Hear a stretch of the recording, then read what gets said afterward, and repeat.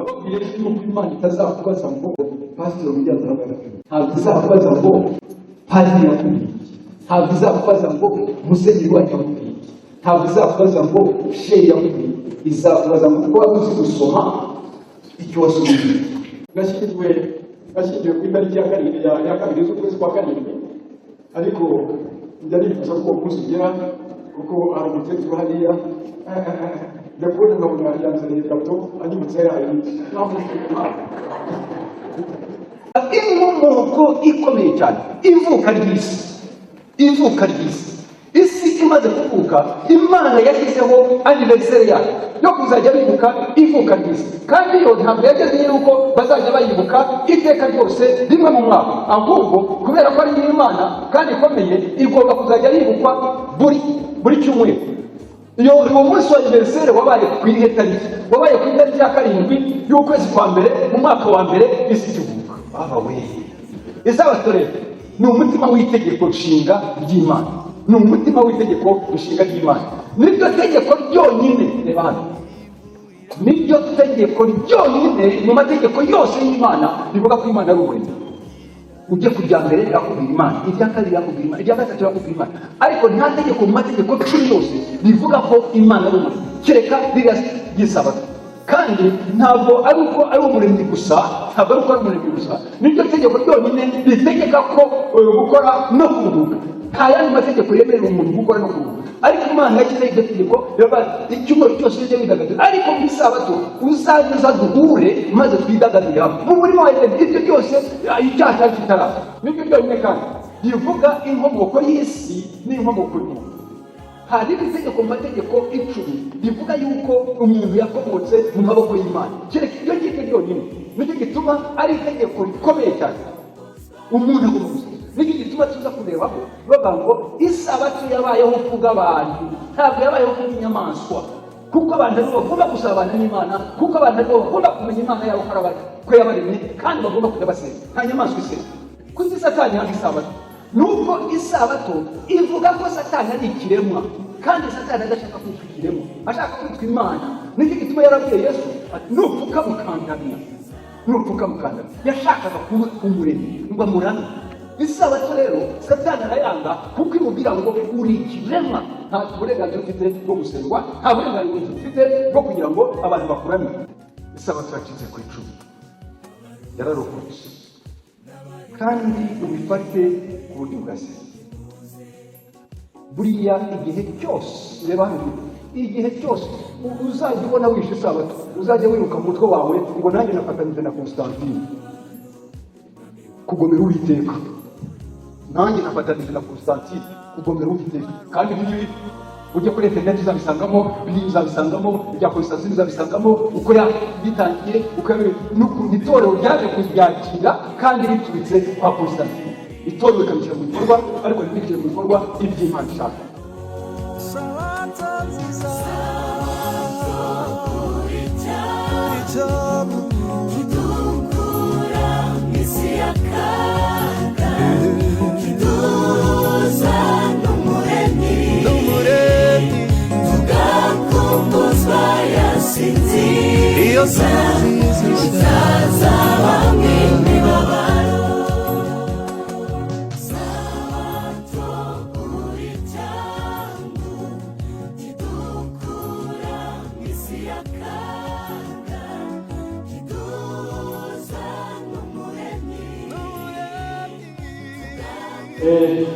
muri Bibiliya ijambo ry'Imana riravuga ngo umutima w'umuntu urusha ibintu byose gushuka, umutima w'umuntu urusha ibintu byose.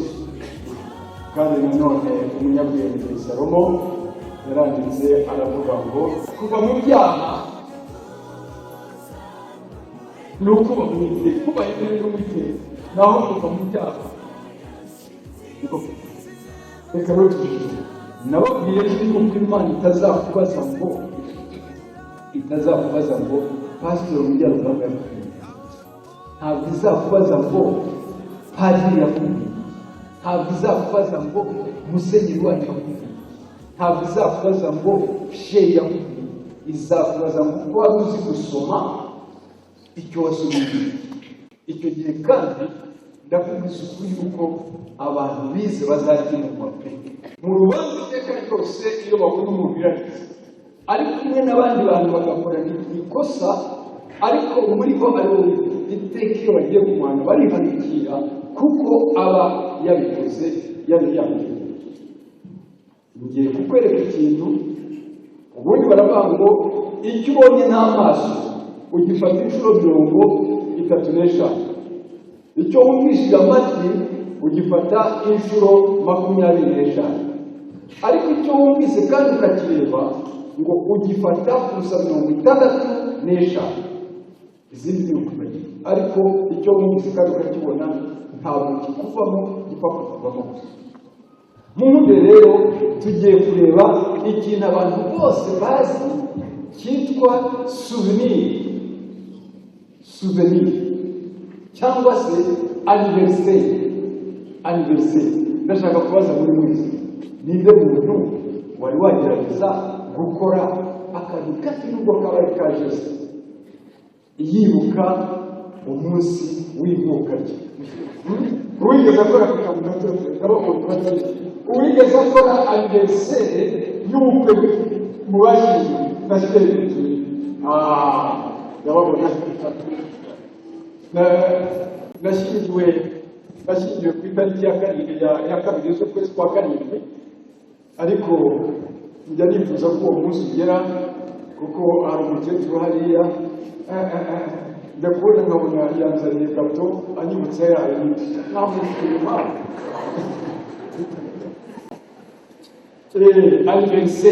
anniversaire ikintu gikomeye cyane n'ibihugu bigira anniversaire mureke noneho rero turebe anniversaire hano nifuza yuko turamutse turebye za anniversaire hariya byadufasha cyane kugira ngo dusobanukirwe na anniversaire icyo ari cyo reka dusabe hariya badufashe maze turebe anniversaire ibi bintu bya anniversaire biradufasha cyane hari ibihugu byinshi bigenda bigira za anniversaire cyangwa se za souvenir hariya turaza kuhasanga ibihugu bigira urwibutso cyangwa se ibyo bibuka bakagira za anniversaire cyane cyane za independence zabo z'ibihugu byabo murabona ko hariya haratwereka anniversaire yo muri Amerika ikunze kuba cyane cyane ku itariki ya 4 z'ukwezi kwa karindwi ariko bibuka iyo tariki yabaye mu 1781 abanyekongo bibuka umunsi wa independence yabo ku itariki ya 22 z'ukwa karindwi muri 60 abarundi bibuka ku itariki ya 1 z'ukwa karindwi abanyakenya ni 12 zo kuri 12 murareba uko bikurikirana biragenda bikagera ku Buganda iyo bigeze mu Rwanda ho ntabwo ari ngombwa kubishyira hariya mu mitwe yayo u Rwanda twibuka anniversaire ya independence yacu ku itariki ubwo rero iriya tariki ya 4 z'ukwezi kwa karindwi iteka ryose mu Bufaransa bagomba kwibuka Jeanne d'Arc reka tumanuke twigire hepfo mu Bushinwa barafite undi ariko reka tujye kureba abamaritire ni abahowe Imana abantu bahowe Imana iyo turebye dusanga mu Buganda ku itariki ya 3 z'ukwezi kwa gatandatu muri 1886 turibuka abantu bahavuye 22 ndetse na papa ajyayo kwizihiza uriya munsi wo kwibuka biriya bintu byabo mu Bafaransa nabo twabonye Jeanne d'Arc kuko nawe yashinze bavuga yuko yazize bamushyize mutagatifu yuko yabaye martiri cyangwa se uwahowe Imana twibutse cyane tugera muri za anniversaire zindi zidahuye na martire ariko nazo ziremereye cyane ni anniversaire ya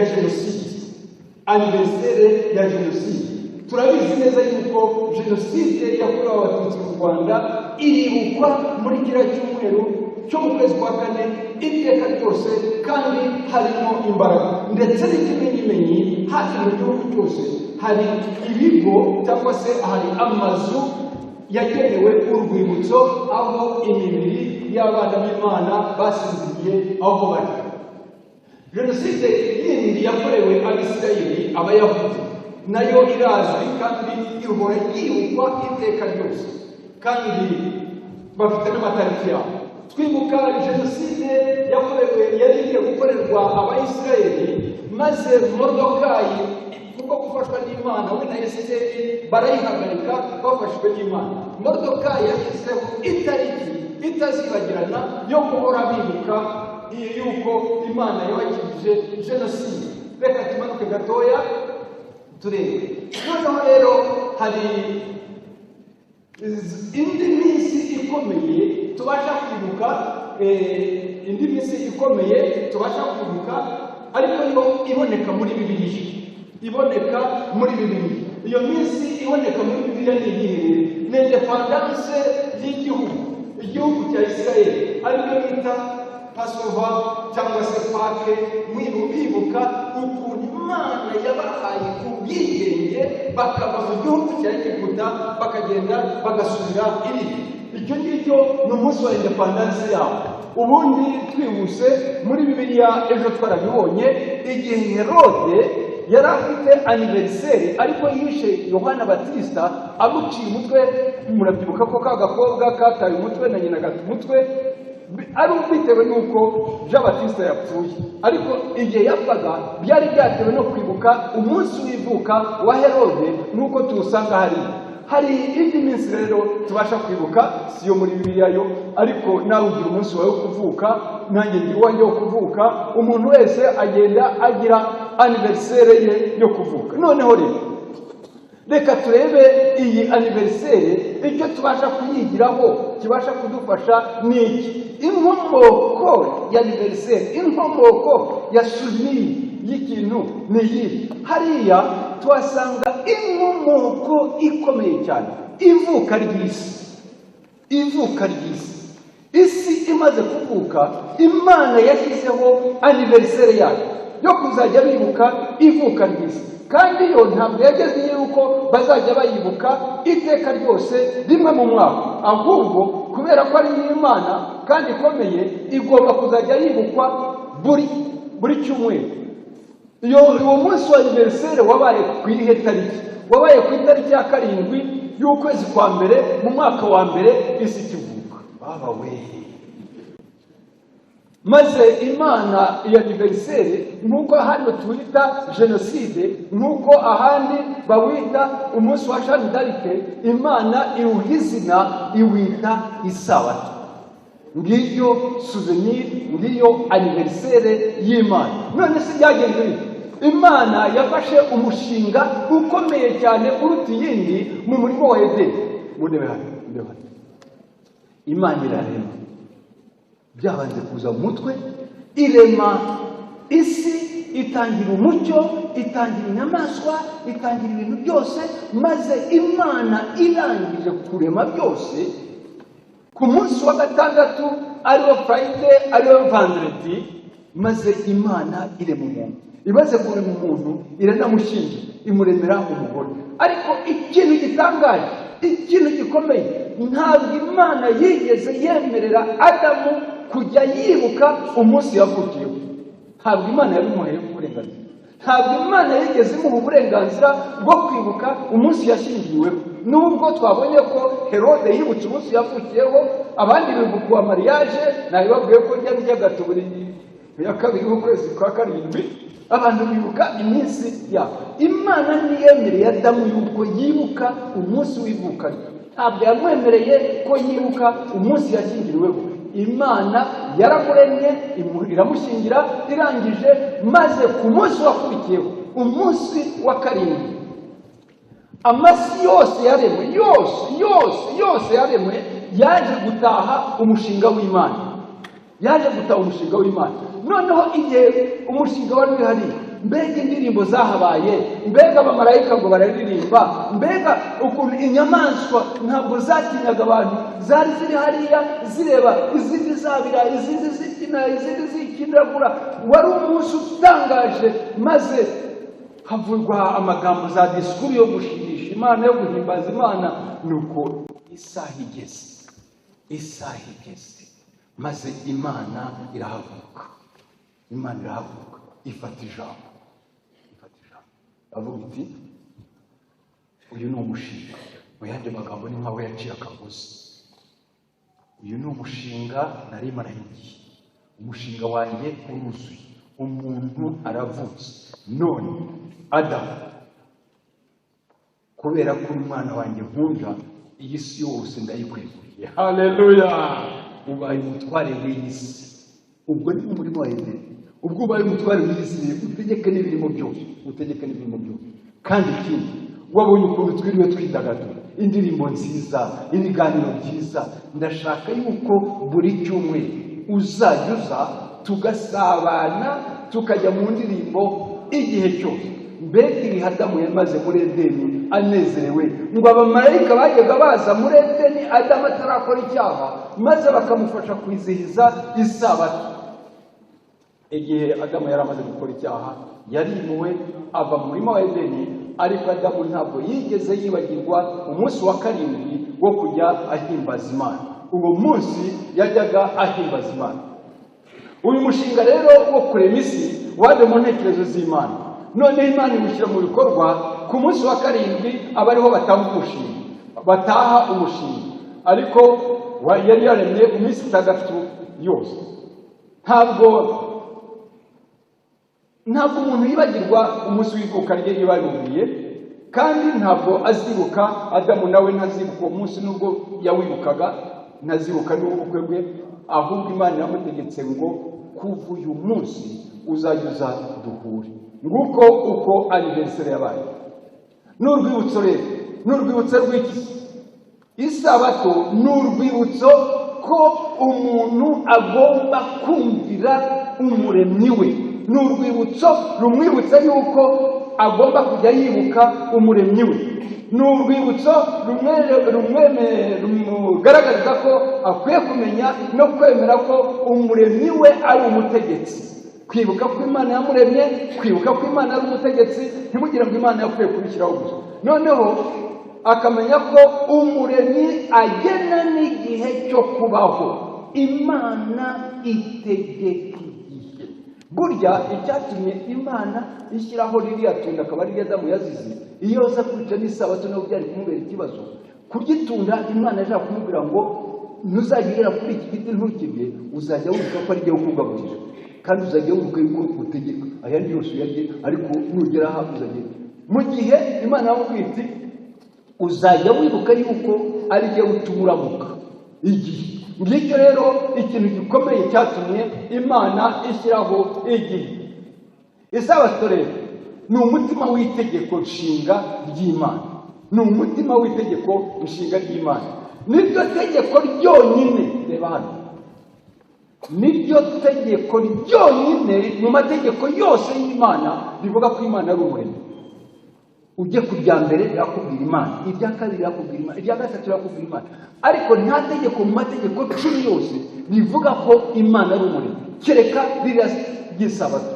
Kandi ntabwo ari uko ari umuremyi gusa, niryo tegeko ryonyine ritegeka ko gukora no kuruhuka.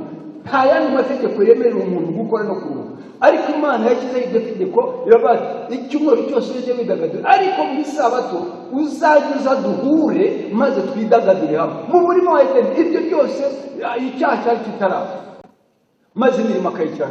Niryo tegeko ryonyine bigena icyumweru cy'iminsi 7. Imana yagena icyumweru cy'iminsi 7, mu minsi 6 ukora, uwa karindwi wongera utangire uwambere. Nicyo gituma aricyo baheraho babara ibindi byose. Kandi niryo tegeko ryonyine rigena urutonde rw'abagize umuryango. Niryo tegeko ryonyine mu mategeko 10 rigena urutonde. Umugore wawe, abana bawe, umukobwa wawe, umuhungu wawe, umugaragu wawe, umuja wawe, ratondagura. Niryo tegeko ritondagura iby'umuryango uko bagomba kuba bateye mu muryango. Iryo tegeko niryo rihamya ko isabato ari umunsi w'umugisha. ko Imana itanga umugisha. Itegeko rya kane niryo ryonyine rivuga yuko Imana igenera abana bayo umugisha. Niryo ryonyine ngo kuko mu minsi itandatu Imana yaremye ijuru n'isi kandi yahaye umugisha uwo munsi. Imana itanga umugisha, nta wundi washobora gutanga umugisha. Niryo ryonyine kandi rivuga inkomoko y'isi n'inkomoko y'umuntu. Hari itegeko mu mategeko 10 rivuga yuko umuntu yakomotse mu maboko y'Imana. Kereka iryo ngiryo ryonyine nicyo gituma ari itegeko rikomeye cyane. Niryo ryonyine kandi bitandukanya umuntu n'inyamaswa. Itegeko rya kane niryo ryonyine ritandukanya umuntu n'inyamaswa, kuko ntabwo inyamaswa yibuka, ntabwo inyamaswa izirikana, kandi ntabwo inyamaswa isenga. Ariko iri tegeko riravuga ngo ujye uza gusenga ku munsi w'isabato. Umuntu agomba gusenga. Nicyo gituma tuza kurebaho bavuga ngo isabato yabayeho kubw'abantu, ntabwo yabayeho kubw'inyamaswa, kuko abantu aribo bagomba gusabana n'Imana, kuko abantu aribo bagomba kumenya Imana yabo ko yabaremye kandi bagomba kujya basenga. Nta nyamaswa isenga. Nicyo gituma Satani yanga isabato nk'uko yanga nyirayo. Kuki Satani yanga isabato? Nuko isabato ivuga ko Satani ari ikiremwa, kandi Satani adashaka kwitwa ikiremwa, ashaka kwitwa Imana. Nicyo gituma yarabwiye Yesu ati nupfuka mukandamya, nupfuka mukandamya. Yashakaga kuba umuremyi ngo amurame. Isabato rero Satani arayanga kuko imubwira ngo uri ikiremwa, nta burenganzira ufite bwo gusengwa, nta burenganzira ufite bwo kugira ngo abantu bakuramye. Satani rero arayanga kuko imugira umuntu kandi atari umuntu. Isabato yacitse ku icumu, yararokotse, kandi ubifate ku buryo bwase. Imyaka 400 igihe Abisirayeli bari bavuye i Kanani bagiye kuba muri Egiputa, bamaze imyaka 400 ari ingaruzwa muheto, batabasha gusenga uko bashaka. Iminsi yose bakora, utarakoraga baramukubitaga. Bageze mu butayu, Imana iravuga iti mwibuke isabato. Haleluya, mwibuke isabato. Noneho rero mu mwaka wa 400 murambabarira hariya ndaza kubagarukaho neza, mu mwaka wa 322 ku ngoma y'umwami Constantine, tugiye kumureba mu kanya, Danieli imyaka 600 mbere yari yaravuze ngo hari umuntu uzica amategeko akaza akayamenagura akayakuraho, yibwira ko afite ububasha bwo guhindura amategeko y'Imana. Nubwo Constantine yakuyeho isabato, ntabwo yabishoboye. Constantine yari umwami wahindutse umukristo, ariko yanga kuba umukristo kuko bari baramubwiye ngo iyo umuntu abatizwa ashaje ngo ibyaha bye umubatizo uraza ukabikuraho byose. Yashakaga kuzabatizwa ashaje kugira ngo ibyaha bye babikureho. Yari umugome cyane ku buryo yishe umugore we, yishe na nyina ngo batazamutwara ubutegetsi. Uwo nguwo niwe wabaye umukristo, ariko mu bukristo bwe yanga kubatizwa, avuga ati ndi umunyabyaha, reka bazambatize ngiye gupfa babinkureho byose. Uriya yayo Constantine yayoboraga itorero rya Gikristo kandi atarabatizwa.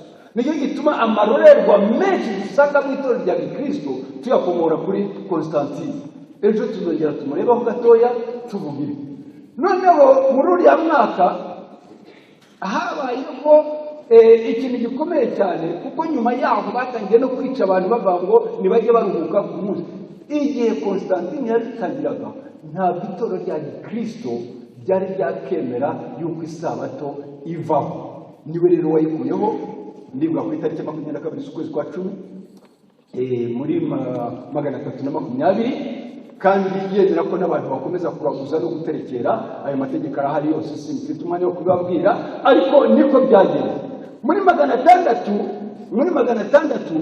nibwo Muhammad yaje nawe asanga ibintu byakomeye.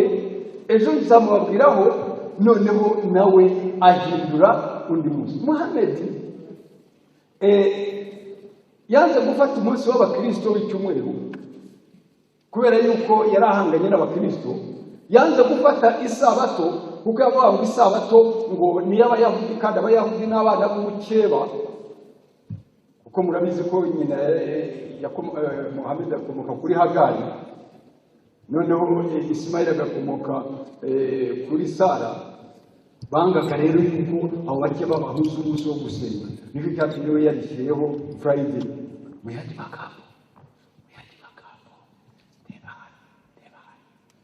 magambo, Yesu Kristo igihe yari ari ku musaraba, iburyo hari igisambo, ibumoso hari igisambo. Isabato iri hagati y'iminsi ibiri ishaka kwiba umugisha wacu.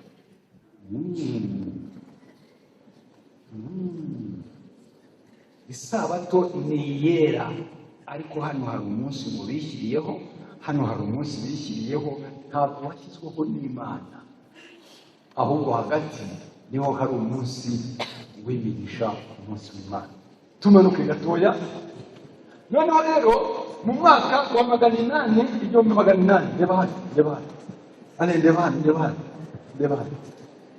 ndeba hano ndashaka kubabwira hariya tumaze kubona Constantine.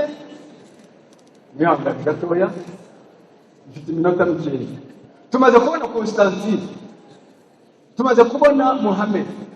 Icyo gihe cyose isabato yakomeje kurwanwa ku buryo butangaje. Noneho rero murakoze cyane, ndabizi ko murimo kugira abantu inama, ariko kugira inama ni murakoze cyane. Murebe hano. Nuko rero ndashaka kumenyesha neza yuko uyu mwaka w'1850 habaye iki? Ni iki kintu tuzi hariya muri iriya myaka ya hariya hantu? Tuhasanga iki? Tuhasanga imbaraga ebyiri zihanganye ziteye ubwoba. Muri uriya mwaka hariya hagati, mvuze umwaka abadivantisi bari ahangaha hafi ya bose babasha kuba bambwira icyo bivuga. Harya umwaka w'1844 habaye iki? Abantu bari bategereje kuza kwa Yesu Kristo 1844. Muri uriya mwaka iyo twigiye imbere tugasanga mu mwaka w'1863 niwe itorero ry'abadivantiste ryavutse. Byaje biterere debanje. Itorero ry'abadivantiste umunsi wa karindwi byaje bifite imbaraga kubera yuko mbere rwose iriya myaka kuva muri 600 ntabwo bari bakiruhuka isabato uko bikwiye, kuko babicaga. Bari bafite ikintu gikomeye cyane kereka abavodwa n'abandi bagiye bakurikira. Muri uriya mwaka abadivantiste bajunguye ikintu kivuga ngo isabato isobanura ko Imana ari umuremyi. Mbaze iyo mbaraga igihe bigishaga bavuga ngo kuko Imana ari umuremyi yaremye ijuru n'isi, igihe bigishaga ko Imana ari umuremyi, Satani ahagurutsa abafilozofe. Muri uriya mwaka w'1850 niho Darwin yashyizeho inyigisho ye ya evolution ivuga ngo umuntu yavuye ku gasimba, ntabwo bemera ko Imana. Ikintu kigutangaje nuko n'uyu munsi amadini menshi amaze kwemera yuko Imana atari umuremyi, ndetse n'iryo urimo mfite ubwoba ko ariko ribivuga. Uriya mwaka abafilozofe harimo Darwin, harimo Divry, harimo bageze kuri 5 bonsi bose babayeho muri 1849, 1850 ni Darwin, 1852 ni Divry. Abo bose ni abafilozofe bahagurutse bavuga yuko Imana atari umuremyi. Reka twihute tujya ku musozo. Ndashaka kumenyesha ko ahangaha hari ikintu abantu bibagirwa. Urabyumva? Hari ikintu abantu bibagirwa. Imana imaze kurema isi n'urubabazi, Imana imaze kurema isi yararuhutse, iruhuka ku munsi wa karindwi. Ndashaka kumenyesha neza yuko Yesu Kristo ageze kuri iyi si, arangije inyigisho ze n'umurimo we wose wo gucungura, yararuhutse. Yapfuye Vendredi Friday, isabato ayiruhuka mu gituro kuko yari amaze gutsinda. Ku cyumweru arabyuka kugira ngo atangire akazi. Nicyo gituma umuntu wemera ngo Yesu Kristo ni umucunguzi wanjye, ariko ntiyemere yuko isabato ishushanya yuko twacunguwe bwa kabiri, ni umubeshyi. Yesu yaraducunguye, araruhuka kuko arangije akazi ke. Arangije umunsi wa mbere arahaguruka ajya gutangira imirimo ye. Yesu Kristo yaraducunguye, ni ikiruhuko gikomeye cyane. Reka noneho rero tujye mu buhamya. Iyo turebye muri Mariko igice cya 2 umurongo wa 28, haravangwa iki? Haravangwa Yesu ni umwami w'isabato. Haleluya! Ni umwami w'iki? Ni umwami w'isabato. Ni umwami w'isabato hamwe n'abubaha isabato, abubahiriza amategeko y'Imana. Ibyo ni ryategeko. Muri Yesaya 66 umurongo wa 23, reba hano. Haravuga ngo no mu ijuru isabato izabiri kukisi, kuko yaremwe kubw'umuntu. Aho umuntu azaba ari hose n'isabato izaba ihari, kuko niwe yaremwe. Kandi yaremwe kugira ngo azajye asenga Imana. Ngicyo icyo buriya buhamya butubwira. Nezezwa na Bibiliya ntagatifu. Bibiliya ntagatifu ni Bibiliya y'Itorero Katolike. Hari Bibiliya ijambo ry'Imana, hari n'ikorowani. Ndashaka kubamenyesha neza ndashaka kubamenyesha neza yuko Bibiliya ntagatifu y'Itorero Katolike ivuga yuko isabato ari umunsi wera w'Uwiteka, yuko nta muntu ufite uburenganzira n'umwe bwo gukuraho isabato. Niko iryo tegeko. Bibiliya ijambo ry'Imana rihamya ko ntawe ufite uburenganzira bwo gukuraho itegeko ry'Imana. Ndeba hano, ndashaka kwibariza ikibazo. Ndakibaza ndira abawe. Nubwo mfite akanya gatoya, mama gira hino.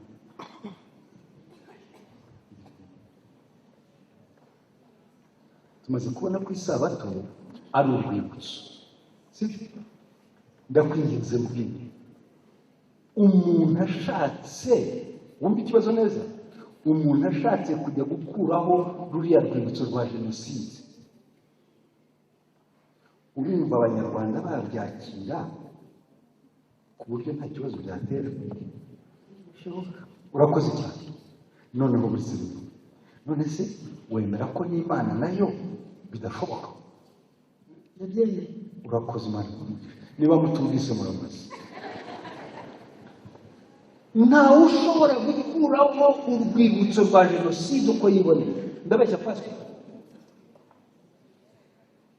None kandi rwashyizweho n'abantu. None Imana irashyiraho urwibutso wo kugira uburenganzira bwo kurukuraho. Ufite tegeko ki? Ufite ububasha ki?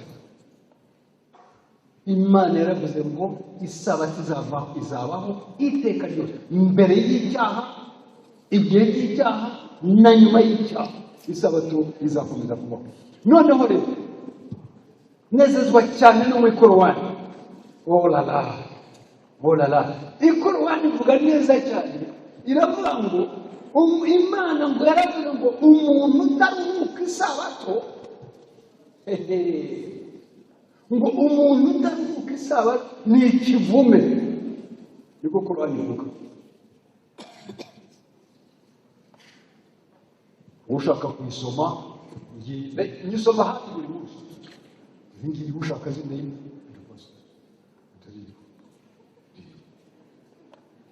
iyo niyo kwa Muhamadi. Reka tubirebere umucamake. Rya tegeko rero Daniel uko yabivuze twihuta. Daniel yavuze ngo iki? Daniel yaravuze ngo igice cya 7 umurongo wa 25 yaravuze ngo niwe uzavuga ibyo kugomera isumba byose kandi azarenganya abera ari isumba byose, azigira inama zo guhindura ibihe n'amategeko. Ndeba iyo bavangwa azigira inama zo guhindura ibihe n'amategeko, ntiwibwire ngo ni ugupfa guhindura gusa. Iyo bavangwa ni uguhindura igihe, ni uguhindura umunsi wa 7, nicyo gihe guhindura umunsi wa 7. Guhindura amategeko ni ugukuraho itegeko rya 4 akishyiraho irindi, agakuraho n'irya 2 akishyiraho irindi. Azigira inama zo guhindura ibihe n'amategeko, kandi izarekerwa mu maboko ye kugeza aho igihe n'ibihe n'ibice cy'igihe bizaza. Reka turebe yamaye nka Yesu. Ndebera Constantine. Aho mwamubonye Constantine afata inyundo ari ku bisate by'amabuye arimo ahondahonda ngo akureho amategeko y'Imana. Urabona kiriya kiboko cyahambavu gifite inyundo arimo ahonda ngo akureho amategeko y'Imana. Ubu koko uzubahiriza ibintu Constantine yakoze? Uriya ni Constantine arimo aramenagura itegeko rya 4.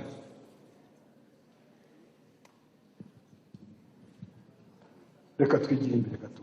Uyu akuyemo itegeko rya 4 ararimenaguye. Reka tumurebe. Ndebera hano. Amategeko y'Imana yarangahera ko mutansubiza. Amategeko y'Imana yarangahera ni 10. Imana yayandikishije ukuboko kwayo. None Constantine afite akaboko Imana yamuhaye karimbura amategeko. Nicyo gituma aya mategeko 10 ndebere ko Constantine yagize. Ubu ngubu aha Constantine asigaza amategeko angahe? Musubire mu ngo gahe? Reka mvubaze rero. Ari Constantine ariko mu by'ukuri. Ari Constantine ni Imana ubu dukwiye kubaha ninde? Ibyo uvuga bikuri ku mutima. Uzi ko umutima w'umuntu urusha ibintu byose gushukana. Constantine mwamubonye ahondagura. None Constantine yakuyeho itegeko rya 2. Barisimbuza irindi tegeko ariko bararisimbuza. Iri tegeko rya 4 usome muri Bibiliya ntagatifu ngo Imana yiyeguriye Sabato. Buriya igihe cyose ndeba hano igihe cyose uzajya ubona wishe Sabato uzajya wiruka mu mutwe wawe ngo nanjye nafatanije na Constantine kugomera Uwiteka. Nanjye nafatanije na Constantine kugomera Uwiteka. Kandi ibingibi ujye kuri internet uzabisangamo, biri uzabisangamo, ibya Constantine uzabisangamo, uko bitangiye, uko n'ukuntu itorero ryaje kubyakira kandi biturutse kwa Constantine. Itorero rikabishyira mu bikorwa ariko ntibishyire mu bikorwa iby'Imana ishaka. Mukoro wanjye rero mundebere mukoro wanjye muri surati ya 7 umurongo wa 163. Surati ya 7 yabana ngo ni Muislamu hano ne kumuhamagara kaza kabisomera. Interrogez ngo babaze oshize de la cité qui donnait sur la mer. Abantu bari mu mudugudu werekeye ku nyanja. Lorsque on y transgressait le sabbat, ngo igihe bagenzaga pasoro kutabisoma. Sinagwaye Qur'an. Sindibyo muri Qur'an. Ushaka wese aze bamuhe Qur'an rero. Soma ku surati ya 7 ku murongo wa 133 ngo igihe barimo bica Sabato amafi aza ku munsi wundi maze bakanyaruka bakajya kuyaho ngo barayobye n'ibiyobe nababwiye ko ari ubuhamya. Ku surati ya 4 ku murongo wa 47 haravuga ngo akiona donner le livre. Abantu b'Abakristo bahawe igitabo. Assez nous avons fait descendre igitabo twabamanuriyeho en confirmation de ce que vous aviez déjà icyo mwari mwarumvise avant que nous effacions le visage et le retournescence devant tant ngo mbere yuko tubagaragura tugerageza imbere n'inyuma ngo turebe ko twabafasha que nous les maudissions ndetse tukabavuma comme nous avons maudit les gens du sabbat car le commandement d'Allah est toujours exécuté. Hariya rero bavuga nous avons maudit les gens du sabbat muri Korowani hariya icyo batubwira baratubwira imbere z'iyo Korowani hariya hantu wahageze hariya hepfo muri footnote baravuga ngo ni ubusobanuro batanga hano muri iyi footnote baravuga ngo comme nous avons maudit les gens du sabbat, c'est la tradition littérale, mais il faut entendre les gens qui ont transgressé le sabbat. Wumve abantu bici sabato nibo babaye ibivume urakabikana noneho rero hariya tuhasanga evolution ndababaye cyane kuko hariya aho batubwira ngo abici sabato ni singe abject ndashaka kubabereka singe abject aha hatubwira ko Yesu ari umwami mu Korowani. Reka bye kunyiza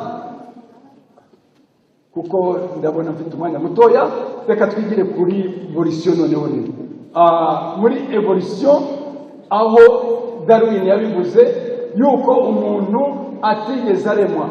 Noneho ibyahishwe mu itorero ry'Abadiventiste n'umunsi wa karindwi dusanga mu byahishwe igice cya 14:7 aho itorero ry'Abadiventiste nk'uko nabibabwiye ryaje rivuga yuko Imana ari umuremyi, naho abafilosofe bakagenda bavuga yuko Imana itabayeho, yuko Imana atari umuremyi.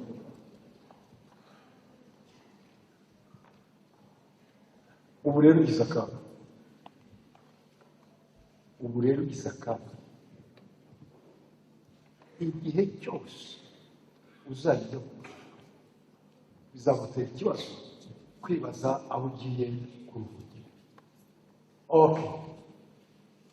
Ndashaka kubabaza iki ngiki biranibagiwe. Hari ibibazo abantu bibaza hari ibibazo bazajya babaza kandi ndamwumva. Mbese umunsi wa karindwi ni umuhe? Umunsi wafata wose ko waba wa karindwi?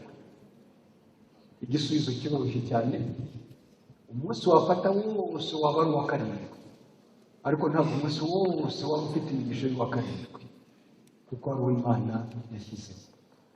Ikibazo cya karindwi, ndeba hano ikibazo cya karindwi.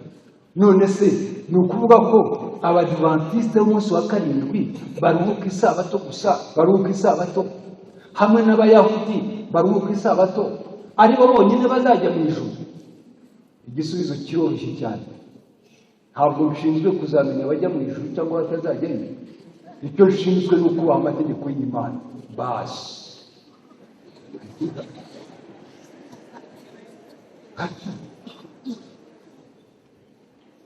Ariko icyonzi mu isi ya Nowa bajya besima bakavuga ngo hari abantu batuye isi bageze kuri miliyari. Ubu turi muri miliyari 8. Muri iyo miliyari yose ndashaka kumenyesha ko hakize abantu 3 gusa, abantu 8 gusa bubahaga Imana. Abandi bose se ko baritaguritse, abikigiye ntibaritaguruka. Yohana Batista yaravuze ati Imana aho kugira ngo amategeko yayo yangirike yafata ari amabuye ikayahinduramo abana b'Aburahamu, ariko mubwira kubaho. Yes, Imana ni siyari. Aho kugira ngo itegeko ry'Imana we wapfa, kuko ari iby'Imana kandi Imana ikabidapfa. Ikindi kibazo umuntu yakwibaza, none se umuntu ntiyasenga ku munsi wose abonyeho icyo Imana ishaka si ugusenga? Rwose ndashaka kumenyesha neza yuko tumaze icyumweru cyose dusenga buri munsi. Nawe ushatse wajya usenga buri munsi kandi ukagira amateraniro buri munsi.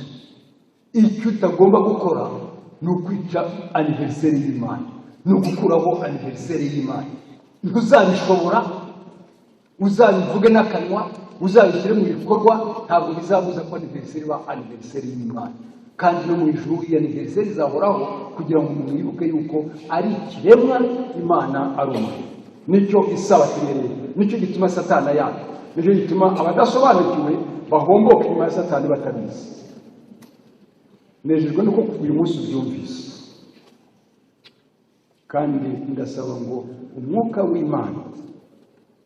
w'Imana aguhe kurushaho kwinira wibaze icyo uri cyo n'icyo Imana ari cyo. Pastor Kayumba, iki kibazo nacyo waje umuntu aritsubira ibintu bikomeye, ariko burya Perezida Kagame abwiye umuntu ngo unitabe saa sita, uwo muntu yagiyeho saa munani, kereka atagira ubwenge.